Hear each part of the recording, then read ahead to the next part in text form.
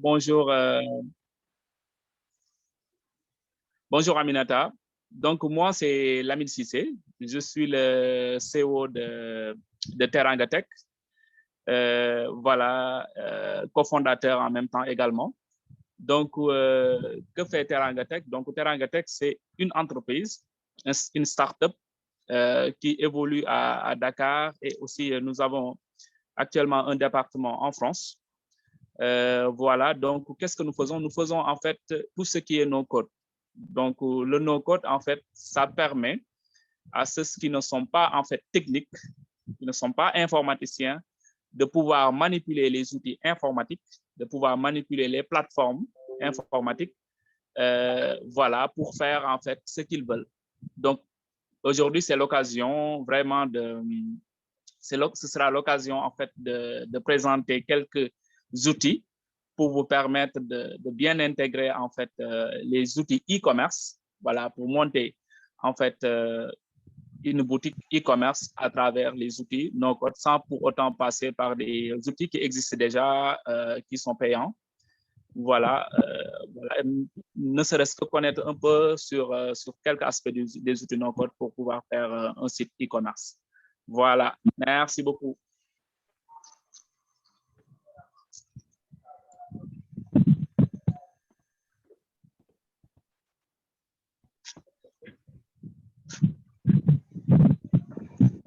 Merci Lamine, c'est parfait. Je t'ai nommé en co-hôte si jamais tu as besoin de partager ton écran. Hein?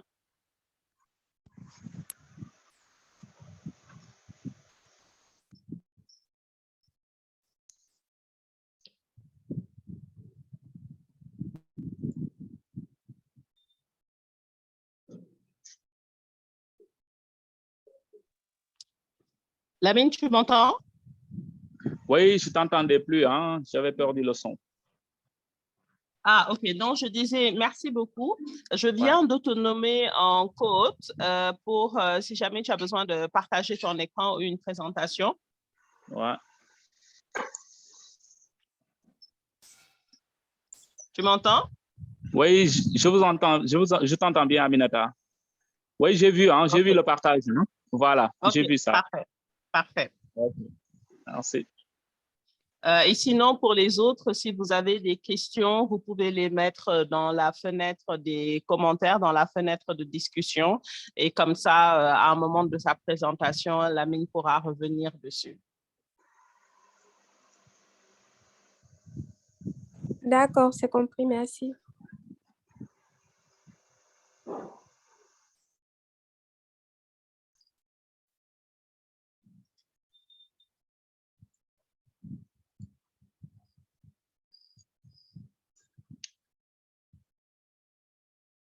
Donc, c'est bon, on peut continuer. Oui, c'est bon, tu as la main, Lamine. Voilà. Donc, comme je vous le disais, Aminata, il faudra du thème. Donc, c'est essentiel. Donc, comme je disais, donc, aujourd'hui, on est là pour vous présenter en fait certains outils, des outils no-code, donc pour se lancer en e-commerce. Donc, il faut savoir que la plupart des gens qui utilisent les outils no-code, ce qui les motive en premier lieu, c'est tout simplement en fait se lancer dans le e-commerce. C'est la première motivation en général. Donc, vraiment, le thème, ça tombe bien. Parfois, on veut se lancer dans le e-commerce, mais on ne sait pas par où commencer. La plupart d'entre nous qui ne sont pas peut-être des informaticiens purs, en général, ils s'orientent vers un développeur directement.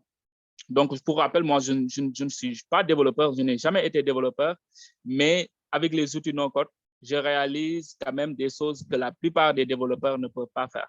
Parce que ce n'est pas en fait l'aspect technique qui compte, ce n'est pas en fait la compétence qui compte, mais ce qui compte en fait, c'est uniquement voilà, aimer les outils et voilà, savoir les utiliser et c'est tout. Donc c'est ça. Voilà. Donc, du coup, on pourra commencer. Donc, les outils que j'aimerais vous présenter pour monter rapidement un site en ligne. Donc, il faut savoir que pour monter un site en ligne, une boutique en ligne, il va falloir en fait retenir ceci, trois catégories d'outils. Voilà, parce que chaque outil a ses catégories. Donc, il nous faut ce qu'on appelle un outil de base de données, donc ce qu'on appelle back-end en langage informatique, back-end. Donc, cet outil de base de données, il va nous permettre en fait de recueillir la base de données de nos clients. Voilà. Donc, le deuxième outil, c'est ce qu'on appelle un outil d'automatisation. Quand je parle d'outil d'automatisation, cet outil-là va nous permettre en fait d'automatiser en fait certaines tâches de notre boutique. On ne va pas mettre en place une boutique où les gens vont venir voir nos produits et nous contacter par téléphone. On veut quelque chose de plus poussé. Donc, quand on parle de quelque chose de plus poussé, on pense tout de suite à l'automatisation. C'est-à-dire, par exemple, vous mettez un onglet. Un onglet, c'est juste un bouton sur lequel le visiteur va voir ce qu'on appelle un call to action. Le visiteur va voir et sur lequel il va tout simplement cliquer. Et voilà, dès qu'il clique sur ce bouton-là, qu'est-ce qui se passe? Il va en fait il va montrer un autre écran, une autre interface. Donc, c'est ça un call to action. Donc, qu'est-ce qu'on veut? Je disais que ce qu'on veut, c'est de mettre en place quelque chose de plus poussé, donc une automatisation. Supposons, par exemple, dans notre boutique, on veut mettre ce qu'on appelle une automatisation, un devis automatisé. C'est-à-dire que quand le client voit un produit, tout simplement qu'on lui fasse un devis ou bien une facture. Nous, on reste derrière. En général, nous ne sommes pas, avec les outils no-code, on ne fait rien. C'est-à-dire que le devis est généré automatiquement, la facture est générée automatiquement. Chaque mois, la situation est faite automatiquement. On n'a rien à faire. Donc, tout ça, le deuxième outil qui nous permet de faire ça, la deuxième catégorie d'outils qui nous fait ça, c'est ce qu'on appelle les outils d'automatisation. Donc, on va venir parler de ces outils d'automatisation. Et le troisième outil, c'est ce qu'on appelle l'outil d'interface. L'outil d'interface, ça nous permet tout simplement de permettre à nos utilisateurs de voir ce que nous faisons. Parce que l'outil d'interface, ça reflète le premier outil que j'avais dit, c'est-à-dire la base de données. Au niveau de la base de données, on met des photos, on met tout, on met le produit, on met le prix.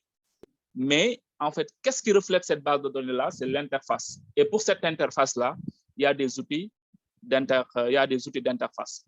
Donc, retenez bien, il y a trois outils qu'on utilise, il y a trois catégories d'outils qu'on utilise pour monter une boutique en ligne. Le premier outil, la première catégorie d'outils, c'est ce qu'on appelle les bases de données. En informatique, on les appelle les back-end. En deuxième lieu, il y a les outils d'automatisation. Donc, voilà, d'outils d'automatisation. Et la troisième catégorie d'outils, on a ce qu'on appelle les outils d'interface. Donc, retenez qu'on a il faut maîtriser ces trois outils-là pour pouvoir monter une base de données. Donc, si vous avez des questions avant que je rentre sur le détail de ces outils-là, donc voilà, ce serait bien.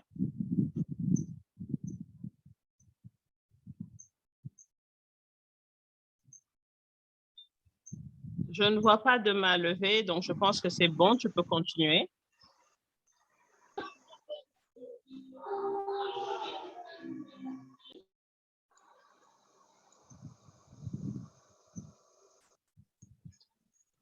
Lamine, tu m'entends? Oui, je t'entends maintenant. Oui, je disais, tu peux continuer, il n'y a pas de main levée. OK. Donc, retenez que pour ces trois outils-là, donc je vais énumérer pour chaque outil, pour ces trois outils-là, je vais énumérer les outils qui sont plus utilisés. Donc, on va parler en premier lieu, grand 1, on va parler des bases de données. Donc, en langage informatique, on l'appelle back-end. C'est ce qui est en fait en dehors, c'est notre magasin en fait, c'est notre stock, c'est notre outil de calcul. La base de données, c'est l'outil le plus fondamental. C'est l'outil le plus fondamental en fait. Des outils bases de données, c'est ce que les développeurs en général mettent de l'avant en code, c'est ce qu'ils font avec, par exemple, quand on parle de code source, quand on parle de open source, donc c'est la base de données en général qu'on parle. Et cette base de données-là, ce back-end-là. Lamine? Oui. Excuse-moi, je veux juste dire, si tu es en train de présenter quelque chose, on ne voit pas, hein? Non, je vais venir. Donc, je suis en train d'expliquer avant de venir sur l'outil particulièrement. OK. Voilà. Donc, base de données, donc c'est tout simplement ça. Donc, maintenant, on va parler d'une base de données extrêmement puissante, qu'on appelle Airtable. Airtable, donc je vais vous présenter Airtable, je vais vous montrer ce que c'est que Airtable. Donc, après, on le verra. Donc, pour Airtable, vous faites tout simplement Airtable. Airtable, et là, quand vous faites Airtable uniquement, donc on l'écrit comme ça, Airtable, et là, vous allez tout simplement voir de quoi il s'agit. Donc là, je suis en train de vous montrer un des outils les plus fondamentaux. En fait, vous voyez mon écran, Aminata? Oui, c'est bon, je vois ton écran. C'est Amina, hein, pas Aminata. Oui, c'est bon, on voit. Bonjour, Amina. Bonjour, Ibrahima. Donc, Airtable, je suis en train de vous montrer l'un des outils les plus importants du no-code. Donc, cet outil-là, c'est un outil puissant, extrêmement puissant pour monter en fait une base de données, mais et aussi un outil indispensable. Donc, quand on parle de no-code, cet outil-là, Airtable, en fait, c'est la pierre angulaire. C'est l'outil le plus indispensable parce que dans les autres outils, on peut avoir le choix. Mais en termes de base de données, pour monter ce qu'on appelle une bonne base de données, voilà, cet outil-là est fondamental. Donc, c'est Airtable. Donc, là, vous le voyez très bien. Donc, notez bien, c'est www.airtable.com. C'est votre premier outil. Donc, cet outil-là nous permet de monter ce qu'on appelle une base de données. Voilà. Donc, je vais cliquer sur l'outil. Donc là, il vous présente une interface comme ça. Voilà. Donc, moi, j'ai déjà un compte au niveau de cet outil, mais si vous n'avez pas encore de compte, vous allez uniquement faire un sign-up, c'est-à-dire vous allez tout simplement vous inscrire, créer un compte, un nouveau compte. Voilà. Donc là, je vais automatiquement rentrer au niveau de ma base Airtable. Voilà, donc là, puisque j'ai déjà un compte, j'accède directement à mon workspace, c'est-à-dire à mon interface de travail. Donc, voilà l'outil Airtable. Voilà, donc au niveau de cet outil-là, pour monter votre boutique en ligne, la première chose à faire, c'est de créer en fait une base de données. Et pour créer une base de données, donc, il vous faut cet outil-là qu'on appelle airtable.com. Donc, pour créer cet outil, au niveau de cette interface, vous avez en fait les bases, vous avez les templates, vous avez Marketplace, vous avez Univers. Voilà, au niveau des templates, vous allez voir en fait des templates réalisés par d'autres utilisateurs, les gens qui utilisent Airtable. Donc, c'est des bases de données déjà préfabriquées que vous pouvez utiliser en même temps. Voilà. Mais si vous voulez vraiment mettre en place une boutique en ligne, je vous suggère de partir d'une base from scratch, c'est-à-dire d'une base de données à partir de zéro. Donc, pour créer une base de données, quand vous ouvrez Airtable, pour créer une base de données, il faut aller toujours sur Add. Voilà, il faut aller toujours sur Add. Donc, sur Add, donc, on a ici notre premier tableau. Donc, là, vous avez l'impression de voir un Excel. Voilà, et je peux vous assurer que c'est bien 100 ou 1000 fois plus puissant que Excel. Parce qu'actuellement, la plupart de ceux qui utilisent les bases de données, ils ont tendance de le mettre sur Excel ou bien sur MySQL. Mais vous avez l'impression de voir des colonnes comme ça et des cellules. Donc, en Airtable, on parle de fields et on parle de records. Donc, pour mettre en place une boutique en ligne, donc là, vous allez au niveau de la table 1, vous allez tout simplement mettre le nom de vos clients. Donc, pour mettre une boutique en ligne à partir de Airtable, à partir d'une base de données, c'est essentiel de créer une base de données pour mettre en fait une liste de l'ensemble de vos clients. Donc, à chaque fois, quand vous avez un nouveau client, donc il faut le mettre au niveau d'une base qu'on appelle une table. Donc là, je mettrai par exemple mes clients. Voilà, donc là... Alors, si j'ai bien compris, Lamine, tu es en train de dire que la première tâche à faire avant de commencer, en fait, les différentes étapes, c'est organiser une liste de nos clients pour pouvoir ensuite créer une table où on va mettre la liste de nos clients. C'est bien ça? Effectivement. Donc, avec cette table-là, on va mettre la liste de nos clients. Voilà. Donc, avant de mettre la liste de nos clients, donc, il faut mettre la liste des clients. Il faut mettre la liste, en fait, de vos produits et une table pour ce qu'on appelle une table vente. Voilà. Donc, ces trois tables-là sont essentielles pour la base de données. D'accord. Cette table vente-là, on peut l'appeler aussi table facture, comme vous voulez. Voilà. Donc, c'est des tables qui sont essentielles. Hein? Alors, il y a une main levée de Ibrahima. Ouais. Ibrahima, oui, bonjour Lamine. Bonjour Lamine. Bonjour Ibrahima. Oui, en fait, Amina vient de poser une question là. Moi, je voudrais rebondir sur la question de Amina. À savoir si par exemple, on veut lancer un business et qu'on n'a pas encore de clients. Est-ce qu'en avant, il faudrait en fait cette table-là pour les clients? Moi, je pense plutôt qu'il faudrait une table pour nos produits et non pas une table pour les clients, vu que pour le moment, on n'a pas encore de liste de clients ni de prospects. Voilà, donc cette table-là, comme vous voulez, cette table-là, en fait, va être tout simplement, vous la créez tout simplement et vous mettez un bouton d'inscription. Ah, ok, je vois. Tout simplement pour vos futurs clients puissent avoir accès. C'est-à-dire que quand vous devez créer, par exemple, un compte pour vos clients, donc il va falloir cette table-là. Donc, ce n'est pas forcément une table qui sera renseignée en amont. Donc, ça peut être une table qui sera vide, mais qui va servir à être renseignée au fur et à mesure que la base de données de vos clients augmente.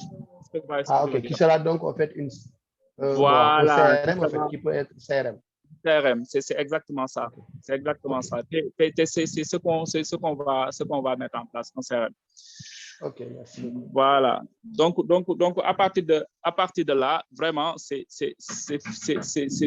figé. C'est figé. Donc, excusez-moi une seconde.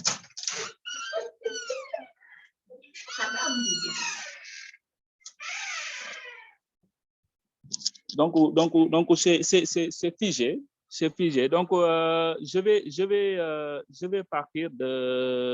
vais continuer. Hein. Pour la base de données, donc, vous mettez tout simplement au niveau de cette table-là.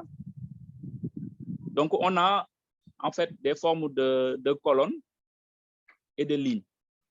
Voilà, des colonnes et de lignes. Donc, au niveau de ces colonnes-là, il faut savoir que la première information qu'il faut mettre quand il s'agit de clients, il faut toujours mettre une adresse mail. Une adresse mail. Donc, cette adresse mail-là est extrêmement importante. Cette adresse mail est extrêmement important. Pourquoi? Parce que cette première colonne-là doit être ce qu'on appelle une information unique.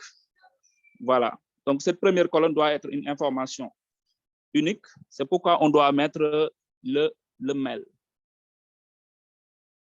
Voilà. Donc, on doit mettre le mail parce que ça doit être une information unique. Ça doit être une information unique. Donc, au niveau de la deuxième colonne, donc vous mettez le nom du client.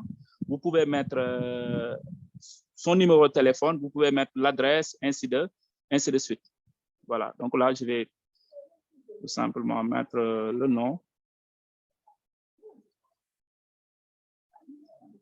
Voilà, donc c'est à vous de pouvoir manipuler l'outil parce que là, si on se met à mettre tout ça en place, ça va être un peu long et on n'a qu'1 heure de temps.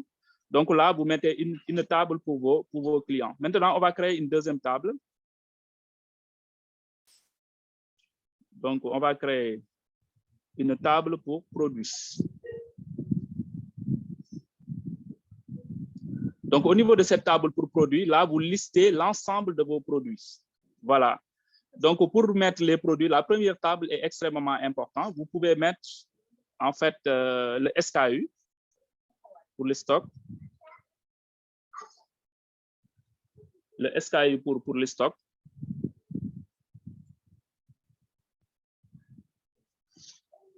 Donc, à partir de SKU, Alors, je veux juste préciser, SKU, ça veut dire que pour chaque produit, on va créer une référence unique, c'est ça? Voilà, pour chaque produit, on va créer un ID, une référence Une unique. identité, un numéro de référence, OK. Donc, si par exemple, je vends des pommes et des tomates, je peux appeler la référence pour les pommes, ça peut être POM 001. La référence pour les tomates peut être TOM 002, par exemple. Hein? Voilà, c'est ça. Donc, ce qu'il faut retenir aussi pour les bases de données, ce qui est important, c'est-à-dire que quand vous créez une base de données, cette première table-là doit être toujours une information unique. Parce que ça permet en fait d'identifier. Quand vous regardez parfois, quand vous allez au niveau d'un commissariat ou bien au niveau du comptable, il suffit tout simplement de lui donner en fait votre numéro de compte. Il n'a pas besoin de votre nom, il n'a pas besoin de quoi que ce soit, il a besoin juste d'un numéro. Parce qu'il sait que le système est configuré de telle sorte que ce numéro-là est unique pour chaque client. Est-ce que vous voyez? Et ce numéro-là, c'est ce qu'on appelle l'ID record. Donc, c'est pourquoi, de ce fait, quand le gestionnaire entre votre numéro de compte, il va remonter en fait toutes les informations qui concernent en fait votre compte, votre nom, votre prénom, votre solde, ainsi de suite. Donc, c'est pourquoi cette première table-là, pour chaque base que vous créez, il va falloir savoir que cette base doit être une base unique, au niveau de cette information-là doit être unique. Si vous faites la remarque, au niveau de cette base-là, la seule champ, la seule colonne que j'ai créée, qui est important, c'est la colonne email. Voilà, c'est la colonne email. Parce que cette information email-là doit être une information unique. Voilà, maintenant, vous pouvez mettre le nom, le prénom, ainsi de suite. Donc, pour chaque table, pensez à une information unique. Pour le produit, comme tu as dit, donc vous mettez SKU, vous mettez pour facture, vous mettez FAC, ainsi de suite. Voilà. Donc, pour chaque table que vous créez, l'essentiel, c'est de mettre en fait une information qui est unique. Maintenant, à partir de là, vous pouvez mettre le nom du produit, la photo, ainsi de suite. D'accord. Voilà.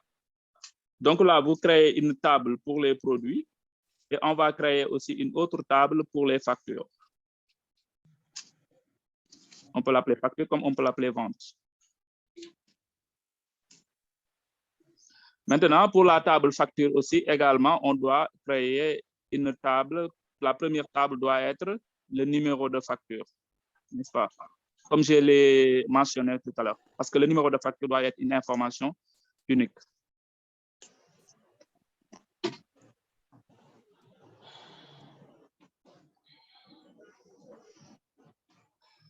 Voilà. Donc là, on a nos trois tables qui sont indispensables pour nous. La table client, la table produit et la table facture. Voilà. Maintenant, avant de créer un champ pour la table client, il faut savoir que là, vous avez en fait une table email. Vous avez une information email. Maintenant, là, il a mis tout simplement un single line text. Donc là, au niveau de là, il faut tout simplement descendre jusqu'à email pour dire à la base de données que cette table-là, il ne s'agit pas en fait d'un petit texte, mais il s'agit d'un email. Donc, de ce fait, la base de données va comprendre qu'en fait, au niveau de cette colonne-là, on ne va mettre que des adresses email. Quand vous mettez, par exemple, un numéro de téléphone, donc je mets un numéro de téléphone là, téléphone. Donc, c'est pourquoi j'ai dit que ça doit être une base de données très intelligente. Donc là, il faut descendre pour dire à la base de données, à la place de téléphone, qu'est-ce que je dois mettre. Donc là, vous descendez et là, vous mettez tout simplement phone number. Vous cliquez sur phone. Et là, vous mettez phone. De ce fait, la base de données pourra reconnaître qu'en fait, cette information-là doit être un numéro de téléphone. Les noms, les prénoms, tout ça, vous pouvez mettre single line text.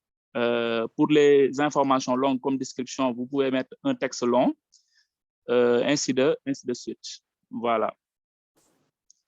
Donc, ces trois tables-là sont essentielles. Donc, si vous avez des questions, donc on peut les éclaircir, sinon on peut continuer. J'ai mis dans la fenêtre de discussion un peu un résumé de ce que tu as expliqué. Ce qui est intéressant, en fait, dans le fait de faire cet exercice-là, c'est que nous, ça nous permet de nous organiser. C'est vrai que souvent, bon, les numéros de facture, surtout au début, on les crée au fur et à mesure. Peut-être même que parfois, ça se ressemble quand on est pressé. Et donc là, en fait, ça nous permet déjà de nous assurer qu'on a créé une liste de nos clients, donc c'est classé quelque part. Ça nous permet de créer aussi des références pour les produits et donc de savoir demain s'il y a quoi que ce soit, on sait de quel produit il s'agit. Donc ça, c'est vraiment intéressant et d'avoir nos numéros de facture uniques. Donc, même si on ne va pas au bout du processus, au moins, ça nous permet d'être bien organisés. Voilà. Voilà.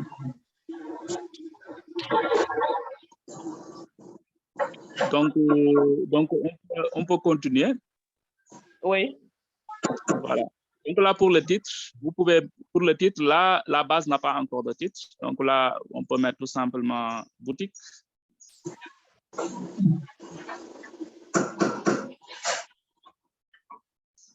Voilà.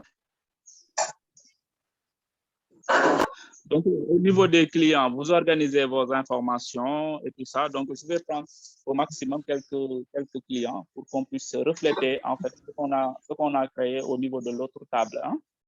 Voilà. Donc là, je vais mettre un email quelconque. Voilà. Voilà, je mets tout simplement comme ça.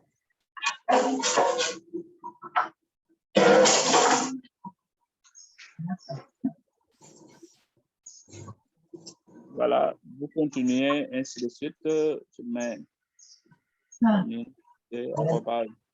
yepmail.com.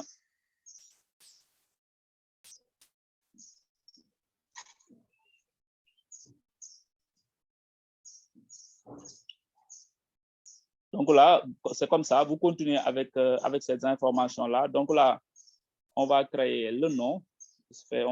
Comme je vous ai dit, le nom, c'est tout simplement, il faut choisir le contenu. Donc, c'est un single line text, c'est-à-dire une information courte, hein, avec une seule ligne.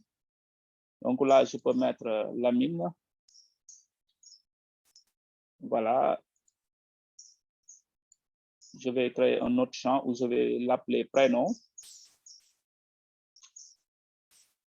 Voilà, je choisis le contenu. Voilà, c'est le nom, c'est Cissé.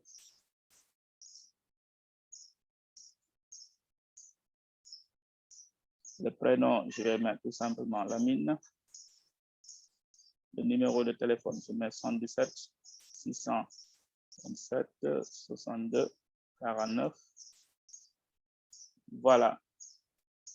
Donc là, comme disait par exemple tout à l'heure Ibrahima, donc là, au niveau du statut, maintenant, statut, ça peut permettre en fait d'organiser un peu, il s'agit de quel genre de client? Est-ce qu'il s'agit d'un prospect?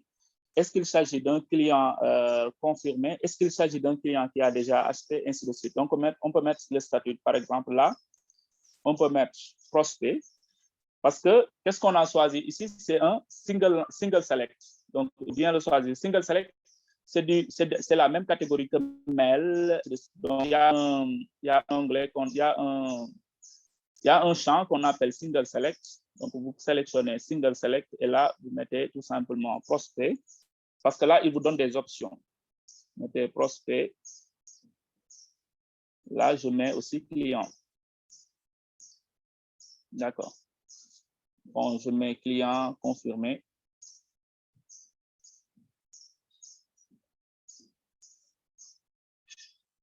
Donc là, je valide.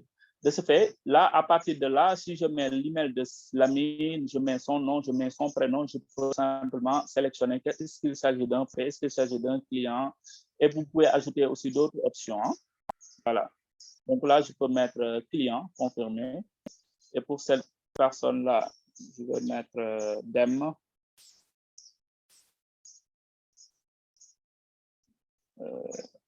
Je vais mettre Amina. Je vais mettre un numéro quelconque. Et là, je vais mettre, par exemple, prospect. Donc là, ça va vous permettre vraiment d'organiser en fait vos clients.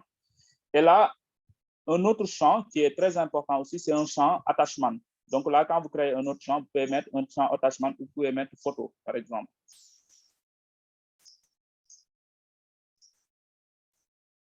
Donc là, vous mettez, en fait, quand vous mettez photo, donc là, vous pouvez directement importer des images. Le client peut directement prendre une photo et l'intégrer directement dans l'interface. On le verra au niveau de l'interface. Parce que la photo qu'il va prendre va directement être intégrée au niveau de là.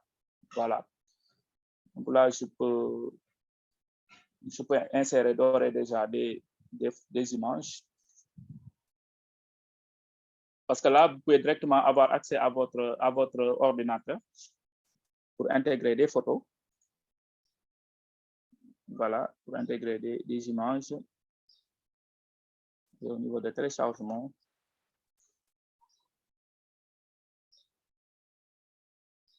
je vais prendre profil.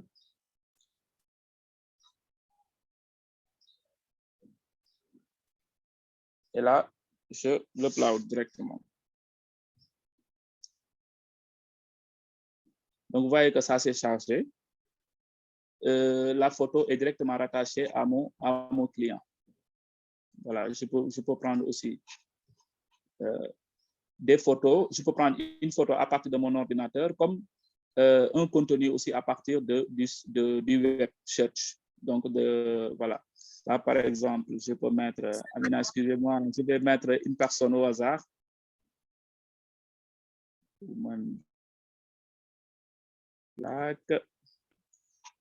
Là, je suis en train de chercher des images dans le net.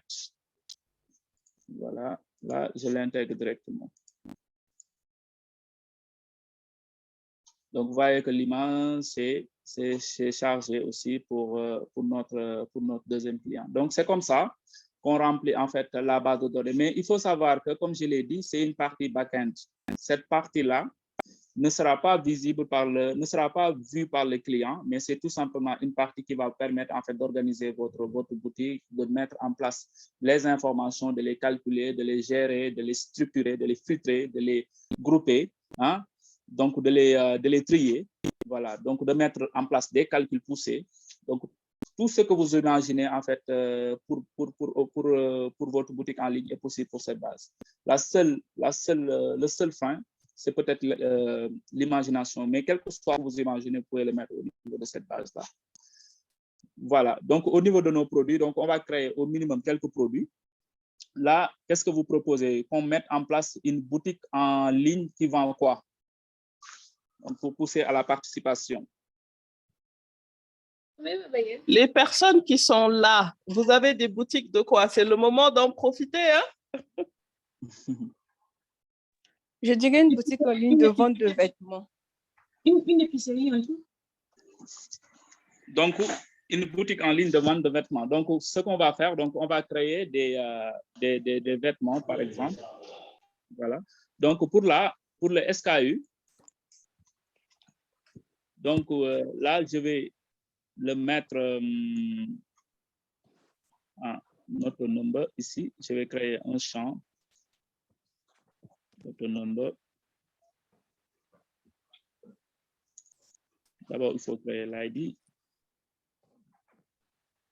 Donc, je veux tout simplement automatiser en fait la génération de produits, hein, là. Donc, je vais mettre l'ID. Voilà, je mets 1, 2, 3, ainsi de suite. Je la cache.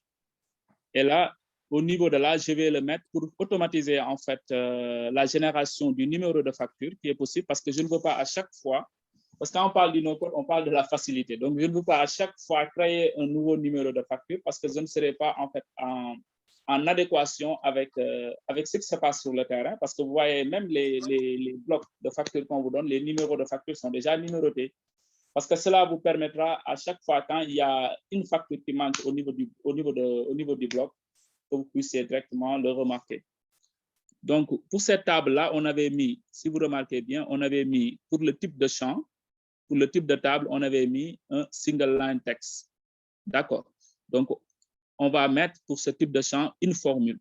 C'est comme les formules sur Excel. Hein? Voilà. Donc, une formule. Et là, pour la formule, je mets entre guillemets un 3, donc entre guillemets 3. Je mets SKU. D'accord. Je mets SKU, je mets espace, je mets 2 zéros. Vous avez vu que j'avais créé l'ID. Je mets un sperluette, un E1, sperluette. Et là, je mets directement l'ID. Bon, Lamine, pour cette partie, il faudra que tu nous partages un cheat sheet hein, pour qu'on retrouve comment faire ça. Oui, d'accord. En fait, c'est que tout à fait, tout à fait. Ouais, d'accord. D'accord. Donc, pour cette partie-là, je vais partager ça pour que vous compreniez. Donc là, vous avez remarqué qu'à chaque fois, regardez sur le plus, à chaque fois, quand je crée une nouvelle facture, taf, ça va être 4.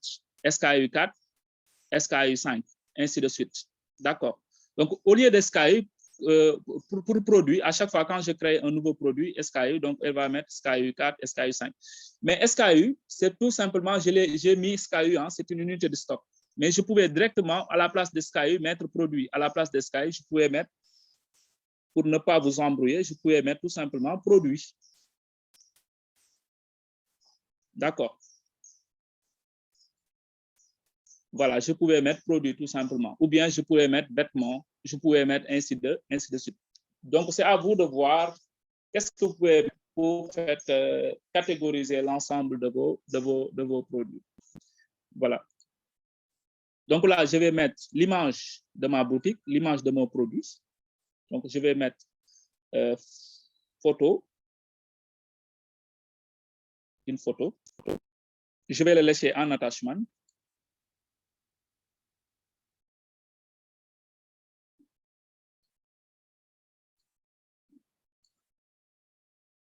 Donc, je mets photo.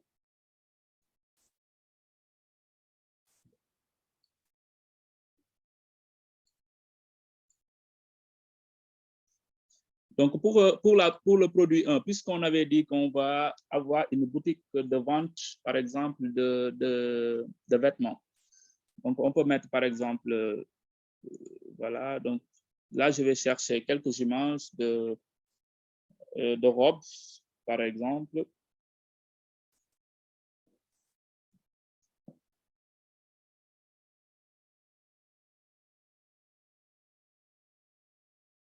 Donc là, c'est à vous de voir. Parce que si vous avez déjà vos images à l'intérieur de votre téléphone, vous allez tout simplement sur My Drive. Quand vous cliquez sur Attachment, vous allez sur My Drive. Mais si vous voulez trouver aussi vos images sur vos produits sur le net, vous allez sur Web Search. D'accord. Là, c'est, je peux mettre... La machine parle anglais, en fait. Quand tu as mis robe, ça t'a sorti des sorties de bain. Tu peux mettre dress, D-R-E-2-S. C'est ça. Merci. Très bien. Donc, tu as bien vu, hein? Alors, je choisis des robes. Je vais choisir, voilà, quelques robes. Et là, je vais tout simplement le uploader à l'intérieur pour montrer en fait l'image. Voilà, pour deuxième, ça sort automatiquement aussi. Je vais choisir ça. Je vais la mettre. Ainsi de suite. Je continue.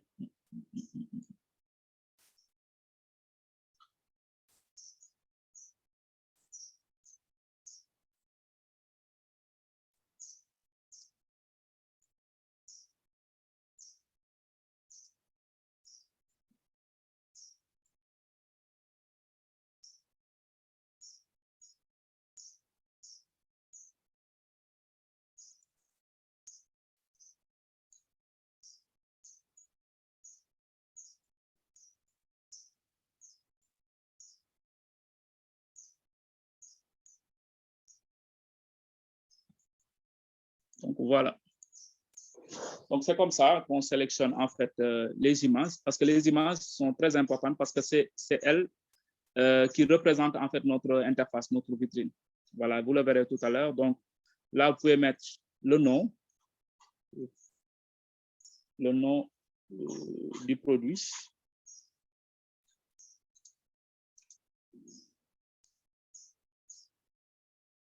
Voilà, le nom du produit, vous pouvez le mettre en single line text. Par exemple, vous mettez robe. Bon, je ne connais pas trop les types de robes. Hein.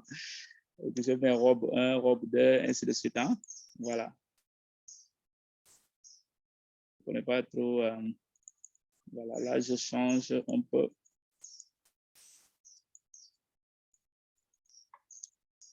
Robe 2. Robe 3. Robe 4. Voilà, je mets aussi 5. Donc, c'est à vous maintenant de nommer hein, bien les robes. Vous pouvez, en fait, à partir de là aussi, vous pouvez mettre le prix pour chaque robe. Le prix. Maintenant, pour le prix, donc, vous pouvez mettre le prix en hors taxe ou bien en TTC. On va directement mettre le prix en TTC.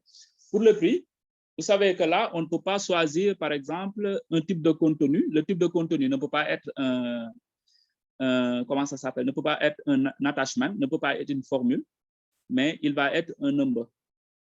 Voilà, donc là, il va être un numéro, donc vous allez descendre jusqu'à un number. Non, pour le prix, ça va être un currency, hein? Excusez-moi, ça va être un currency. Currency, c'est la monnaie, parce que currency, ça va intégrer en fait le type de monnaie. Donc, on va mettre currency. Là, je vais mettre ZOF ou bien franc CFA. Voilà, donc là, je vais le mettre en...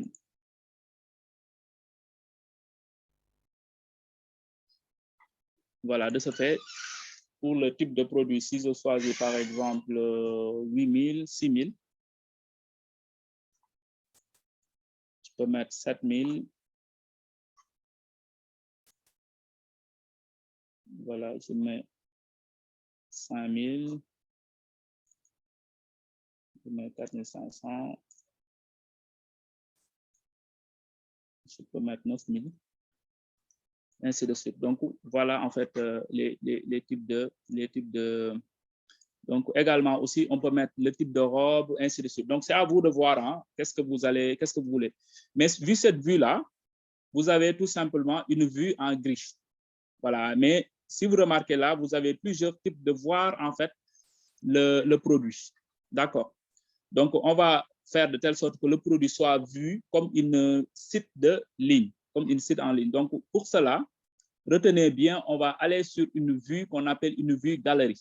Donc là, il est là. Hein? D'accord. Donc là, on était sur une vue gris avec des gris. Maintenant, on va aller voir une vue de type galerie, une vue qui va mettre en exergue les images. Donc, on va mettre galerie. Et on va créer la vue. Donc, automatiquement, on a une petite boutique comme ça. Voilà. Donc, pour ce produit-là, on peut ajouter en fait d'autres produits pour le dress, red dress. Par exemple, là, je peux ajouter d'autres produits. Je peux ajouter d'autres produits catégoriques à ce produit-là. Si je mets ajoute red. OK, donc ça, c'est aussi, par exemple, quand on arrive sur certains sites et on peut voir le produit présenté sous différents angles, c'est ça? Effectivement. Donc là, ça nous permet en fait de voir le produit sous différentes vues. Voilà. Donc là, je peux voir en fait, si vous voyez que j'ai ajouté, donc si j'ajoute, je peux même défiler pour voir en fait par exemple, pour cette robe-là, je peux ajouter. Voilà, je vais mettre par exemple là, yellow. Donc, je mets comme ça, hein, c'est à vous de voir comment vous allez organiser vos produits, comment vous allez le mettre, ainsi de suite.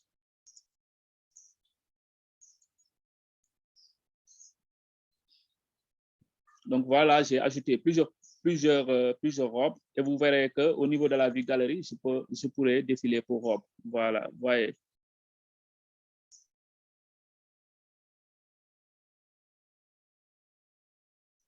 Voilà. Maintenant, à partir de là,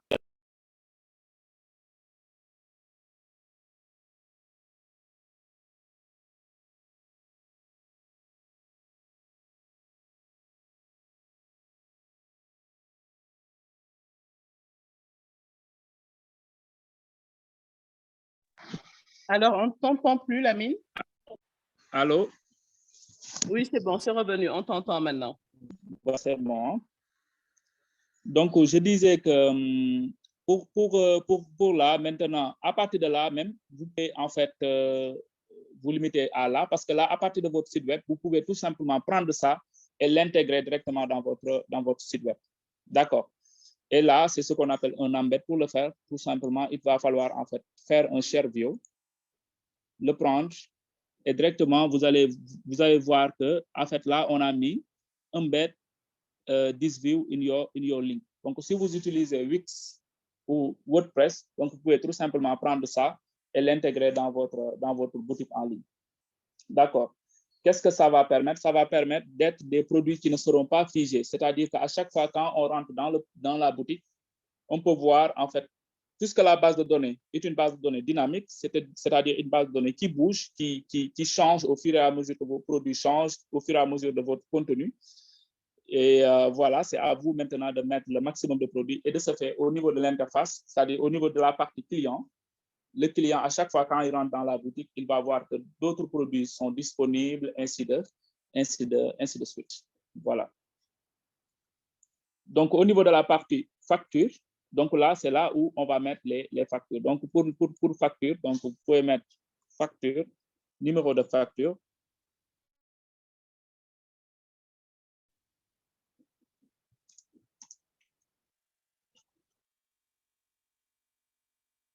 Donc, pour numéro de facture, donc on va faire la même chose pour faire une petite automatisation. Donc là, vous pouvez directement suivre ce que je vais faire pour ne pas revenir à là. Donc, pour ça, je vais créer une table à partir d'une autre table qu'on appelle ID. Donc, pour cette table-là, je l'appelle ID. Et là, pour le type de contenu, je vais choisir un auto-number. Auto-number, c'est-à-dire un numéro qui sera en fait généré automatiquement. Donc, je mets ID et find field, je mets auto number. Et là, directement, vous verrez qu'en fait, ça s'enchaîne automatiquement. Alors, juste pour rassurer les personnes qui sont dans le live, la vidéo sera partagée avec les personnes qui ont participé à ce live-là. Donc, vous aurez le temps de revenir tranquillement sur la vidéo pour revoir les étapes de la mine. Donc, ici, c'est important de se concentrer et s'il y a des questions, de les poser. Voilà. Donc, vous créez l'ID et vous revenez sur le numéro de facture. Vous revenez sur le numéro de facture. Pourquoi? Parce que là, vous avez vu A, c'est-à-dire c'est un single line text. Donc, il va falloir changer ça en formule. Parce que là, si vous avez bien remarqué, là, on a FX, c'est-à-dire que c'est une formule. Là, vous avez vu qu'on a A, c'est-à-dire c'est un single line text. Là, vous avez vu qu'on a une petite attachment. Ça peut être une image ou bien une pièce jointe. D'accord. Donc là, je vais tout simplement changer le type de contenu. Il était en single line text. Je vais le changer pour mettre une formule.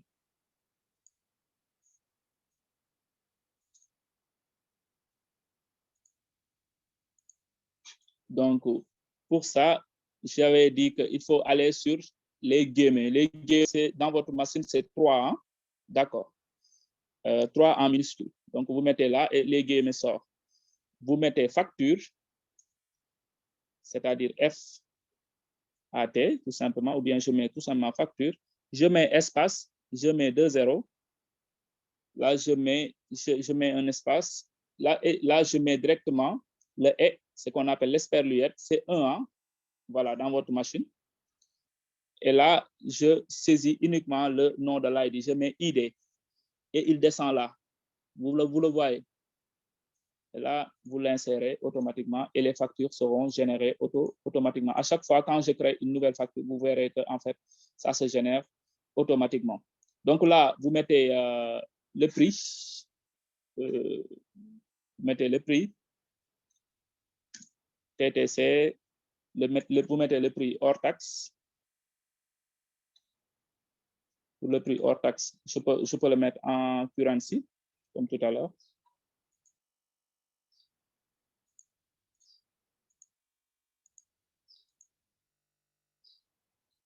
Voilà. Et vous payez en fait le prix hors taxe, le prix TTC.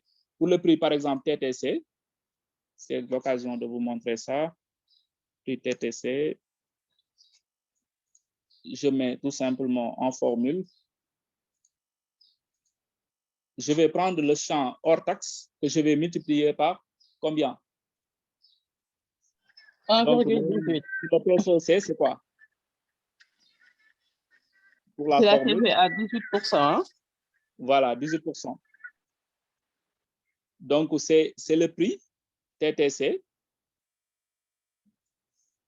Voilà, il est là, le prix hors taxe multiplié par 18%.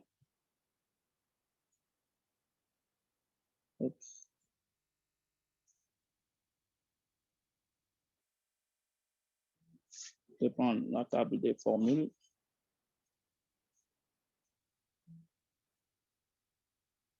Donc là, je vais aller choisir ma table des caractères pour prendre en fait la multiplication là. Là aussi, c'est pas forcé de le prendre là. Hein. Voilà, je la copie simplement.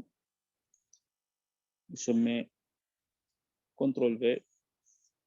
Là, je le multiplie par 18%. 18%, c'est 0,18 ans. Oui. Voilà, je mets plus. Et là, je mets encore le prix hors taxe, n'est-ce pas? C'est ça la formule. Hein? Oui, c'est bien ça. Donc là, vous verrez qu'à chaque fois, quand je mets par exemple pour le prix là, pour le prix, je vais actualiser un peu. C'est pas ça.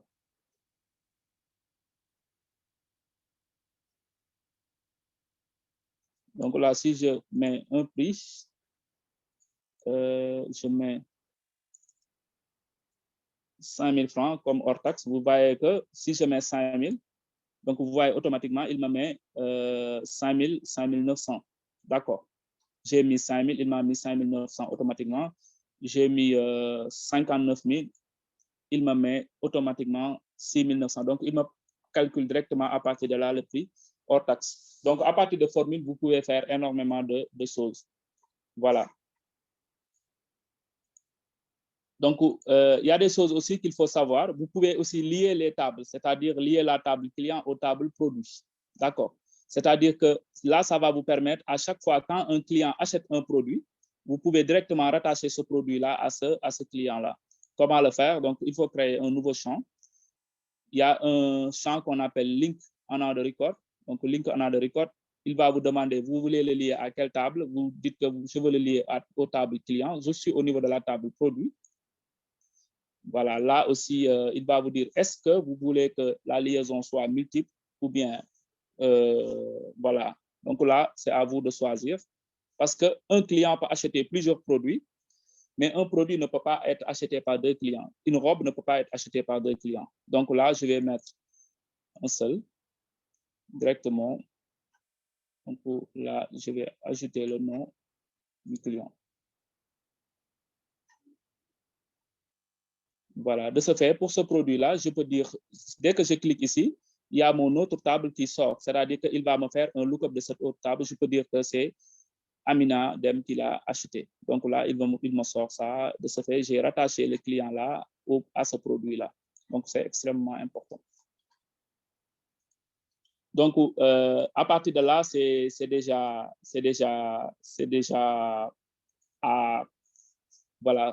en cours. Donc, c'est à vous de voir comment l'utiliser. Moi, en tout cas, en ce qui me concerne, c'est un outil que je n'ai jamais appris quelque part. C'est un outil que j'ai utilisé presque pendant 2 ou 3 ans, mais extrêmement facile à utiliser, plus facile même à utiliser que Excel. Il suffit tout simplement de prendre cet outil-là en main, de l'utiliser et vous verrez que vous pouvez faire énormément de choses. Votre boutique en ligne, vraiment, vous pouvez l'organiser à partir de cet outil-là. Nous, tout ce que nous faisons au niveau du no-code, c'est à partir de cet outil-là que nous le faisons. Donc, si vous avez des questions avant d'aller au niveau de la partie automatisation, voilà, ce sera la bienvenue.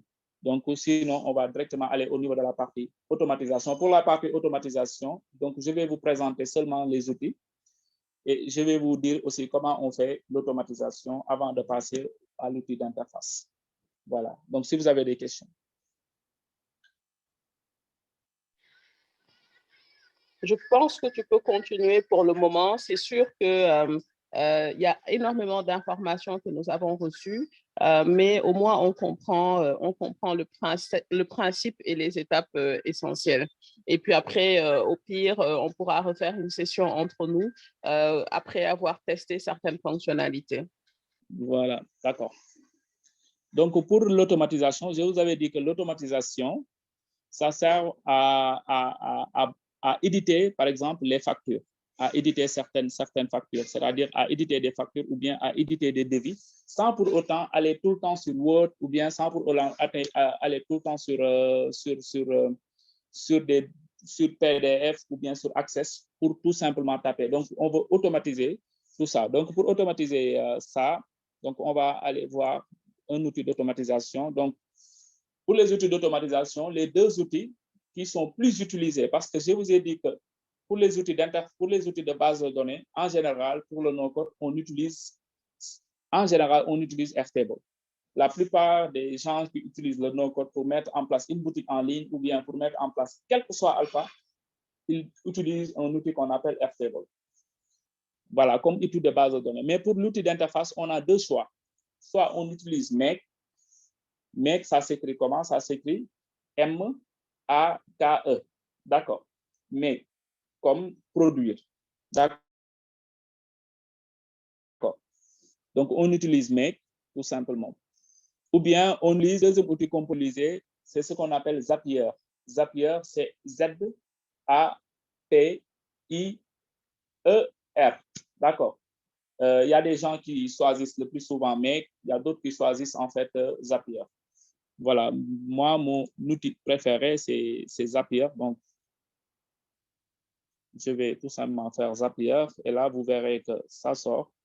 Donc, je vais partir de zéro parce que je peux directement accéder à mon compte. Voilà, il est là, Zapier traduit. Zapier est un outil qui permet aux utilisateurs finaux d'intégrer des applications web qui utilisent et d'automatiser des workflows.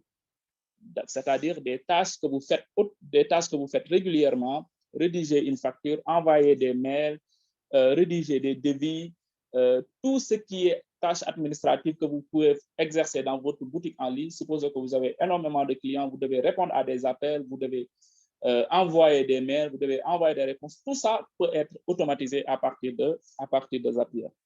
Voilà. Donc, c'est des outils extrêmement puissants. Voilà. Donc, Zapier, je mets Get Start. Donc, comme je vous ai dit, c'est zapier.com. Donc, Get Start.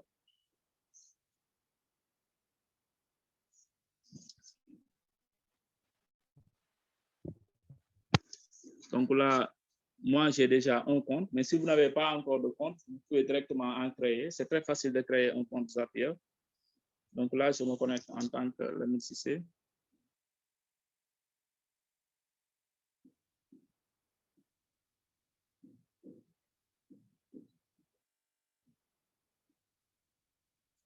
Voilà. Donc là, je vais choisir quelques informations qu'il me demande. Donc, ces informations-là, c'est des informations pour l'outil. Hein. Donc là, je vais continuer.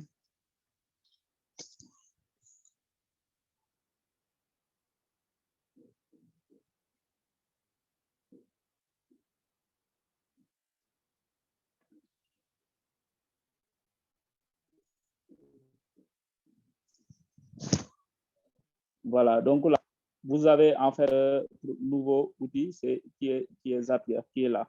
Voilà. OK. Donc, pour créer un nouveau Zap, c'est-à-dire qu'il va tout simplement falloir relier en fait.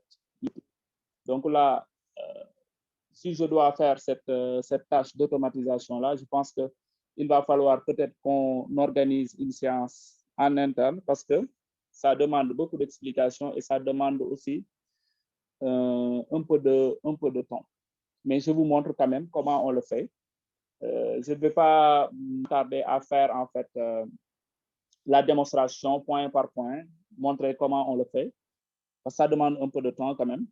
Voilà. Donc là, je vais tout simplement vous montrer comment vous avez en fait les outils. Parce que Zapier, là, c'est tous les produits que Zapier intègre. À Zapier, vous pouvez intégrer plus de 5200 applications.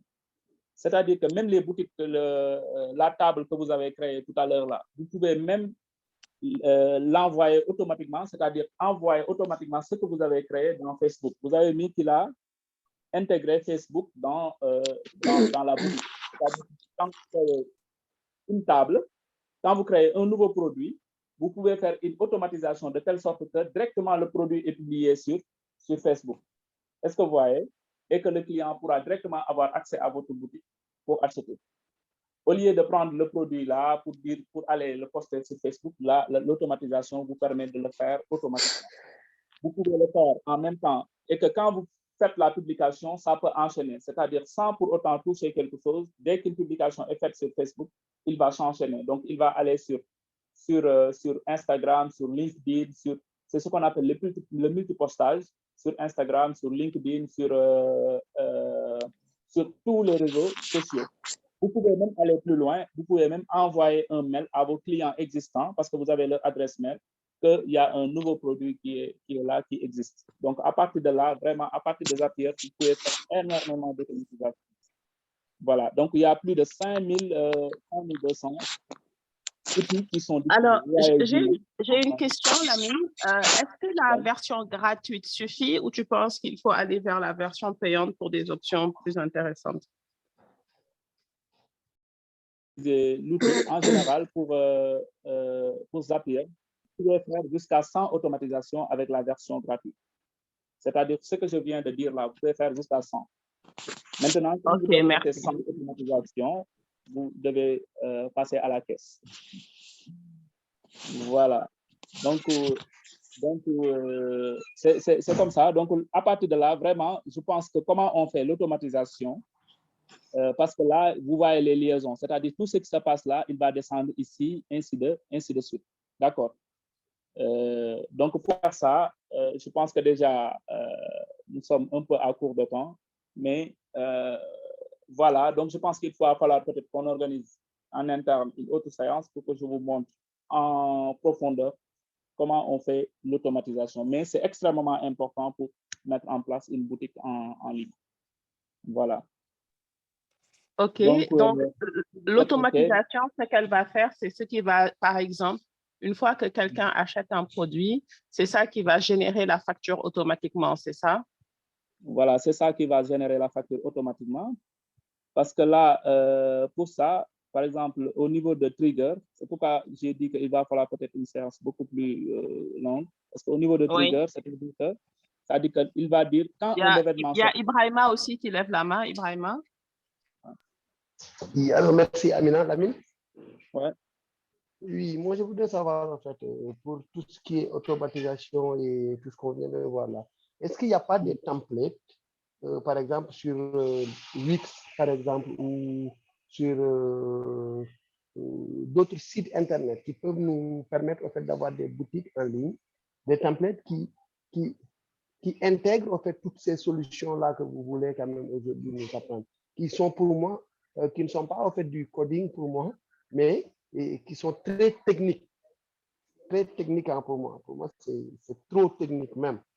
Du coup, je me demande, est-ce que ces sites-là n'intègrent pas Wix, par exemple? Est-ce que Wix n'intègre pas en fait toute cette partie-là, automatisation et autres bases de données? Est-ce qu'on ne peut pas l'avoir avec Wix ou des sites? En fait, merci beaucoup, Ibrahima.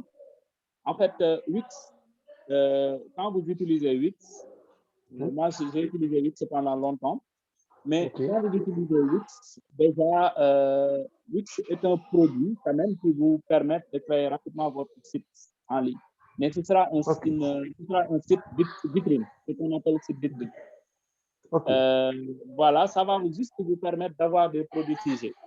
Donc, à chaque fois, quand vous devez changer des produits, il va falloir aller sur l'éditeur pour changer le produit.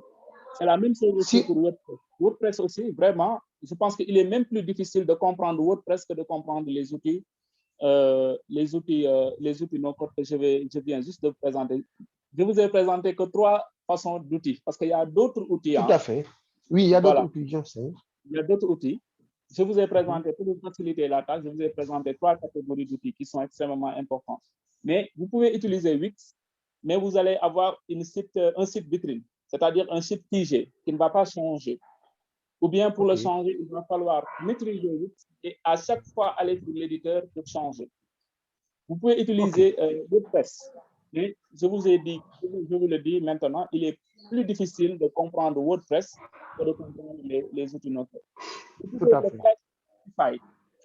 Spotify, je ne sais pas si vous connaissez Spotify. Spotify, oui, je connais Spotify. Oui. Voilà. Mais juste la version musicale. Shopify, dès que vous commencez, il va falloir commencer à payer. Et pour chaque produit, Shopify va prendre en fait un pourcentage. Et Shopify ici est un outil qui n'est pas trop adapté avec la réalité africaine parce que tout simplement, il y a des achats en ligne. Voilà. Il va si je prends par exemple l'exemple du logiciel de l'ERP Y ou de l'ERP Odoo par exemple, Odoo qui me permet par exemple moi d'avoir un CRM intégré, qui me permet d'avoir en fait des emailing, qui me permet d'avoir un site, je dirais vitrine, qui me permet tout ça à la fois. Effectivement, vous pouvez aller sur Odoo, qui vous permet d'avoir la comptabilité, qui vous permet d'avoir tout ça, mais au final, c'est-à-dire que vous allez avoir une boutique vraiment qui sera intégrée pour un seul produit. Mais à chaque fois, vous n'avez pas la flexibilité de changer la base de données. Moi, j'ai utilisé Odoo pour un client.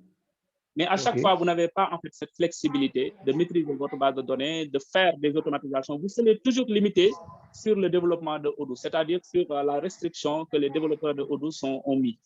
Mais là, vous avez vraiment une imagination. Quand vous avez une imagination qui excède l'univers, vraiment, vous pouvez le faire.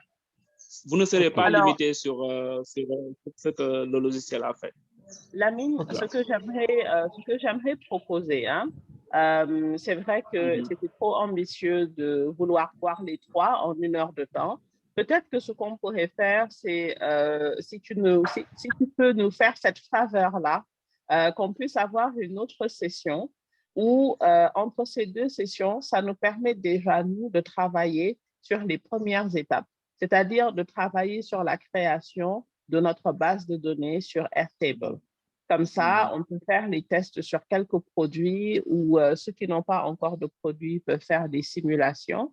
Et ce qui fait qu'on aura bien compris Airtable et faire une autre session maintenant où on peut parler de l'automatisation et de l'interface. Qu'est-ce que tu en penses? Ouais, je pense que c'est une bonne idée parce que déjà, nous sommes presque au bout du temps. Oui. Donc, je pense que déjà, on va faire ça. Donc, on va peut-être se limiter sur la base de données. Maintenant, après, dans une autre session, on va aller au niveau de l'automatisation et avoir beaucoup plus de temps et de l'interface. Mais juste aussi pour rappeler par rapport à la question de Ibrahim tout à l'heure, que même avec ces données-là, cette table-là qu'on a, on peut même directement l'intégrer sur Wix. Voilà, c'est-à-dire qu'on peut se limiter seulement avec cette vue-là. Seulement cette vue.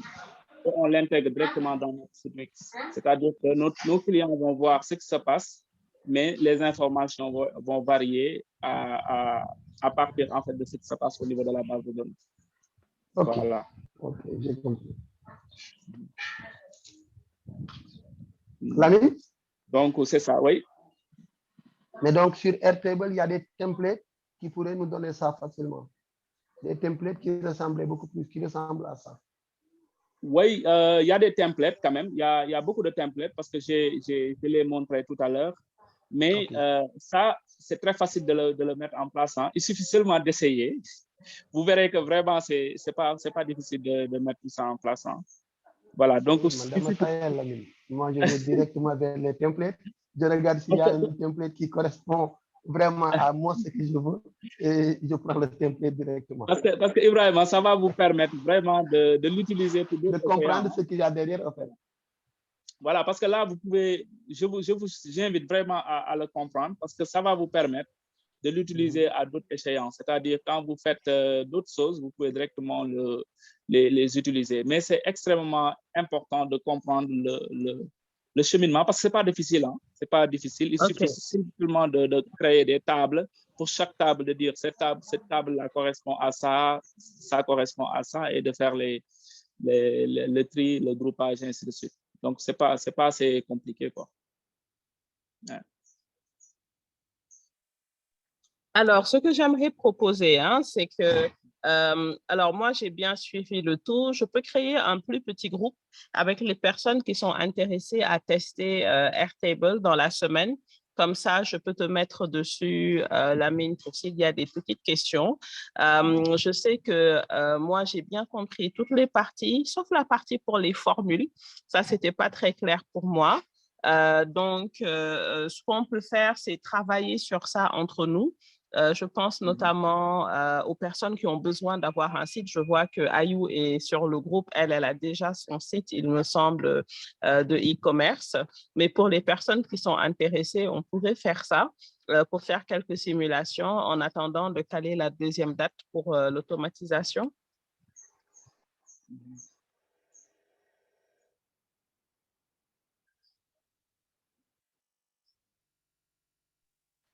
Alors, je ne sais pas si tu parles, mais on ne t'entend pas. Allô, je crois que j'ai perdu un peu le signal là. Ah, OK. Non, je disais, je peux créer un plus petit groupe avec les personnes qui sont vraiment intéressées à tester Airtable. Comme ça, on peut faire des petites simulations, des petits exercices entre nous dans le groupe WhatsApp. Je disais que j'ai bien compris tous les éléments, sauf la partie des formules qui n'est pas encore très claire pour moi. Donc, si tu as un FAQ sur les formules ou quelque chose, on peut le mettre dedans. Je vois qu'il y a Aïssatou qui est là depuis Bordeaux, même si je pense qu'elle a déjà un site de e-commerce, mais au moins pour les personnes qui veulent tester cette première partie-là, on peut le faire entre nous. Je vais partager le lien de la vidéo aussi, en attendant que tu puisses nous accorder une autre session pour l'automatisation et l'interface. Ouais. Donc, je proposerai peut-être après pour les gens qui sont intéressés, peut-être de se rapprocher, et après on pourra créer une autre séance avec peut-être un peu de temps, un temps plus exhaustif. Et là, ils pourront comprendre vraiment voilà, comment créer la base de données voilà, de A à Z. Et là, je vais les amener doucement pour mettre en place des automatisations très simples. Voilà, pas des automatisations poussées. Et là, on va directement attaquer l'outil d'interface qui est aussi très important, qui est Glide. C'est un outil d'interface, mais le bonus pour cet outil-là, il va vous permettre de créer, même en dehors du site web, une petite application pour vous-même, pour vos clients. Une application mobile. Donc, application mobile. Moi, je suis très intéressée. Voilà. Donc, une petite application mobile, parce que là, vous l'aurez sur un site web, mais en même temps aussi sur une application mobile. Et je vous assure que c'est très facile de mettre ça en place. Super. En tout cas, merci beaucoup, Lamine. J'avoue qu'en démarrant la session, je n'avais pas comme objectif immédiat de créer un site de e-commerce. Mais là, maintenant que je vois ça, je me suis dit, même les formations que j'offre, je vais vraiment les mettre soit sur une application ou sur un site. Donc, l'intérêt pour moi était vraiment grandissant au cours de la session. C'est vrai que c'était une session technique, mais je pense que pour les personnes qui sont vraiment intéressées, comme tu dis, on peut imaginer de continuer en plus petit comité et avancer pour avoir des très beaux sites de e-commerce d'ici la fin du programme de formation avec Ifuo. Donc, je remercie celles qui ont pris le temps de se connecter aujourd'hui. J'espère qu'il y en a qui seront prêts à tester l'expérience et à aller au bout parce que ce serait un acquis très intéressant au terme de ces sessions de formation-là. Je vois que même Aïssatou, qui a déjà un site, dit qu'elle aussi, elle est intéressée à tester. Et l'autre point également qui est important, c'est que rien ne vaut l'autonomie qu'on peut avoir. J'ai eu à travailler avec des informaticiens qui étaient très motivés au début, tant que le contrat était en signature. Et une fois qu'ils m'avaient fait un premier brouillon, je devais tout le temps leur courir après pour la moindre modification. J'ai eu à tester Wix, qui est effectivement assez limité. J'ai eu à tester WordPress, qui est assez complexe. Donc, je suis vraiment excitée par cette opportunité. Et Lamine, je te remercie beaucoup d'avoir accepté de nous accompagner dans cette démarche. Merci beaucoup. En tout cas, merci beaucoup à toi. Merci à tout le monde. Et vraiment, je suis très ouvert et très motivé aussi à partager l'expérience que j'ai eue avec les outils no-code pour être indépendant, pour avoir des outils faciles à mettre en place et très poussés techniquement. Voilà, merci. Merci beaucoup à tous. Merci beaucoup, Amina. Merci, Lamine. Allez, merci beaucoup, Ibrahima. Merci à tout le monde. Merci, c'était gentil. La photo de famille. Oui, merci pour le rappel. Alors, si vous pouvez activer vos caméras, s'il vous plaît, que je puisse prendre la photo de famille. Alors,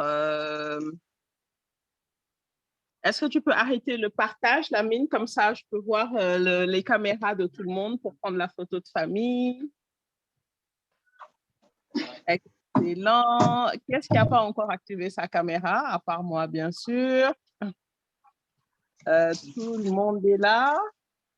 C'est bon. C'est bon. Ibrahima, je t'apercevais. Alors, on va aller à 3. Je vais la prendre à 3. 1, 2, 3. Super. Merci beaucoup. Merci. Allez, au revoir. Merci bien. Je vais partager ça dans le groupe. OK.